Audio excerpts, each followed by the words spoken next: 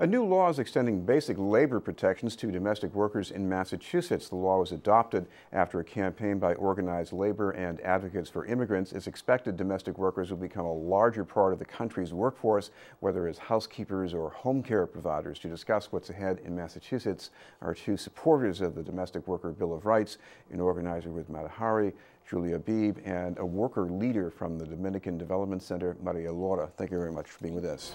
I'll start with Julia Beebe. What kind of protections does this law give? Sure. So the new law will extend certain protections to nannies and caregivers and house cleaners, those working in private homes. Some of the big ones is, the first is a right to a written contract.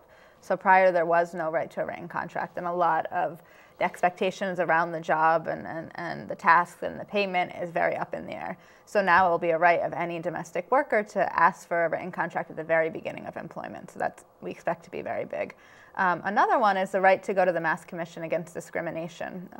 Before, believe it or not, that wasn't a right that domestic workers have. And as you can imagine, in a workforce that's very isolated and private homes, that's a very big one.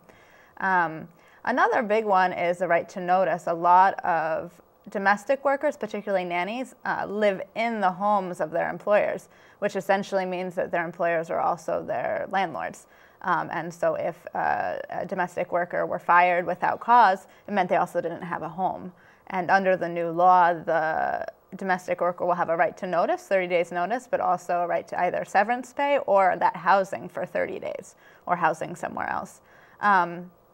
Something else we're really excited about under the new law is the right to notice, which means that any time a domestic worker is starting a new job, they're entitled to get a right of all their rights under the law. So that way they know from the very beginning that they have certain protections and it's there in writing. There's a bunch, but those are the big ones. Maria, talk about what you've learned from your own experience as a domestic worker. Why do we need these protections?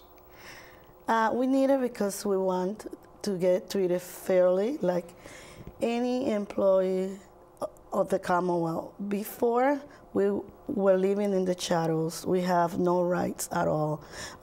Very, very few. Now, we can say, like, we have a written contract. We can stay how much we're going to get paid.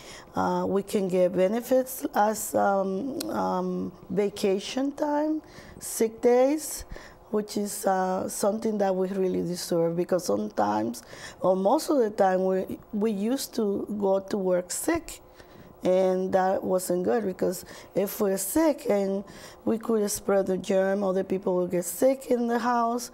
But now we have a right to be treated normally like any other employee. What about getting paid? Was that a big problem? Because if you're talking about almost a personal agreement or an oral agreement between two different parties here, what if the person who hired you say, I don't want to pay her, how's she going to prove it? Well, now we have a way to prove it, because there will be a contract, there will be a written contract, and there also is going to stay the amount that is going to be paid and the hours that will be, we will be working. So that's going to make it clear. Julia, talk about how this is going to change things in the future, because, as we mentioned earlier, there's going to be a need for more people to do this kind of work in these kinds of relationships, especially in home care. What do you see in the future?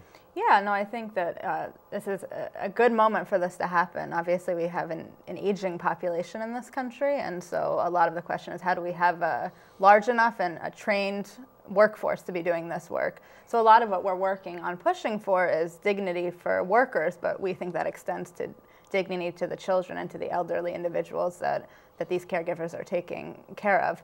And we think that the law will kind of change the nature of the relationship for employers as well. A lot of times employers come to us, so those who hire nannies or caregivers, and they really want to make sure they have a good relationship with their workers, but aren't really sure how to do it. They've never had a nanny before, they've never had a home care provider. So we think something like the contract will really clarify a lot and put a lot on the table in the beginning. So that's good for both sides. Maria, to make this work right, people need to know how it works. They need to find out about the law. And is there a way people can find out, especially if they don't speak English? English. If they speak Spanish, can they call your organization maybe? Oh, definitely. We have plenty of Spanish speakers, including myself. And we have a lot of paperwork, a lot of information, both languages. So, and we're also working on a hotline where they can call and ask questions, and the question will be answered in either language. More than Spanish and English will be like a multi. So, do you know the phone number? Because we'd be happy to share it. Oh, right now I don't have it. Well, we'll just call the Dominican Development Center. You can then. call the Dominican Development Center. I can give you that number if you need. Sure, please. It's 617-524-4029. Thank you both very much, Maria Lora and Julia Beebe. We'll have more news in just a moment.